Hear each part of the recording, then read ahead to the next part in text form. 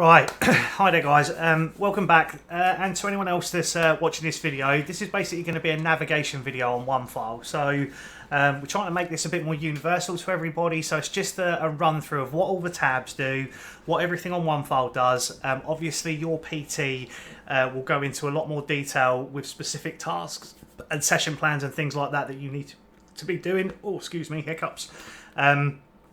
But yeah, we're just going to have a bit of a run through just to see what it is. So hopefully you should have been given a username and password by now. You should have had a little bit of a run through Onefile with your PT or done some kind of induction training where you've logged onto this and completed your profile. If not, we'll go through a little bit about that first and then we'll go into the other tab. So I'm going to be using a training account, so it's not real, so it doesn't actually relate to anything that you'll be looking at. I mean, maybe you are an infrastructure technician, I don't know, you're doing that standard, but that's what this one pertains to. So as an apprentice, the first thing you're going to do when you come onto Onefile is look at this page. It's going to be your kind of home page, so it's going to be where everything is, where all the information is, and everything you need to know. Now that is also listed down the left hand side, and you also have some tabs here. These are probably the ones you need to concentrate on the most. There will be some other things in here called BKSB and Cognosist. You'll probably need to pay attention to those and do the initial assessments on them at some point. But again, leave that to your PT to walk you through that. Up here on the top right hand side is where your profile, set status and appearance are. So you can change the appearance of Onefile if you have problems with colour blindness, things like that. You can change the font to be smaller or larger. You can change the text. You can make it black and white, grayscale. So there's all different little things you can set out on there to make it easier to see. It would be best advice, I've seen it before, where some people have put like loads of fluorescent colours and things on here. I think that does aid with their eyesight, but yeah, I would avoid changing too much on this. Try and keep it default unless you really have to change it.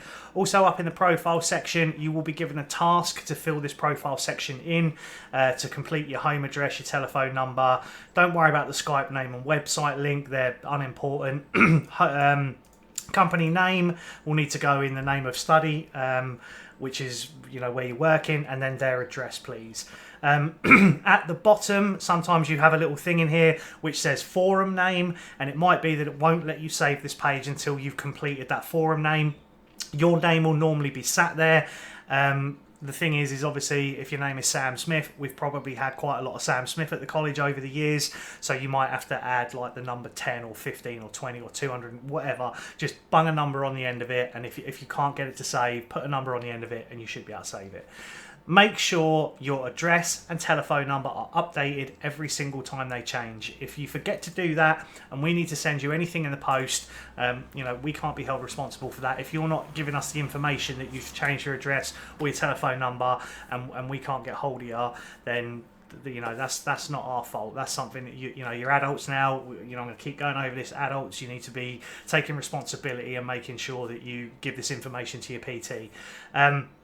Mobile phones, just a quick bit of info. If you're changing between someone like Vodafone or O2, you do not need to keep changing your telephone number. You can retain your old number. They should send you a thing called a PUT code, I think it is, and basically it's a way of transferring your number if you do happen to change companies. So just please try and do that instead of keep getting... I've had some apprentices who've had 4 different numbers over the course of a 2-year apprenticeship, and they miss loads of stuff because of it. They miss critical information because they didn't tell anyone. Ultimately, when you come onto your portfolio and you go to the home page, there should be a list of your PTs here. Either myself, if that's Rebecca Mann, Lisa Parrish, whoever, there'll be important heads of year will be in there as well. So if you ever need to get in contact with someone, you should be able to click on their profile and it should give you their information there. So no excuses really. If you can access Onefile, you have access to being able to get hold of your PT.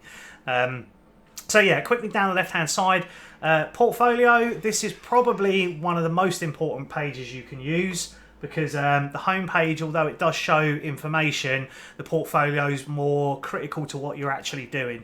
So your percentages are obviously quite important. Generally, we would hope that your English and maths have been signed off already. Most of these two won't happen until sort of the latter part of your qualification, but basically your standard is the one you're looking at, and you want to try and make sure that that's staying, that you're maintaining a decent percentage. We're not going to sit here.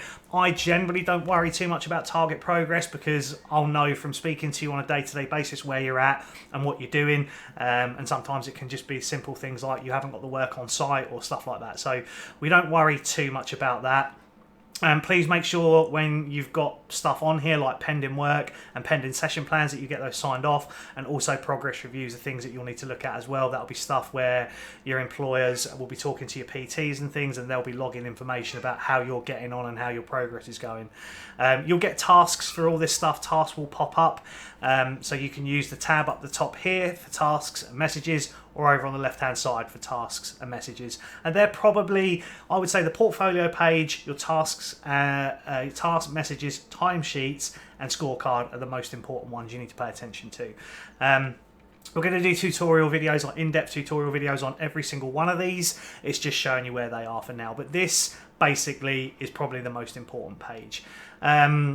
My work, this is an area you can come to create your own work. So you go into this and you create a case study or a work product or something about things you're doing at work. It might be that you've got a load of documents you want to photograph and add into Onefile. You can do that, and then you start it. We can go through that as PTs with you. Timesheets, we'll go into more detail with that later. Scorecards the same. Courses, don't really need to pay too much attention to that unless you get sent one.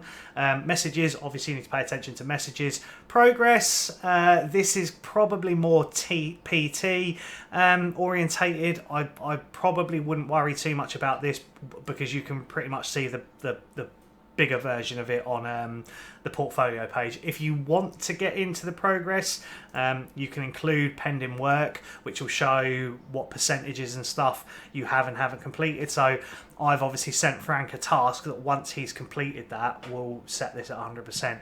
So it's a good way for a PT to use it to establish whether you're going to get signed off of everything.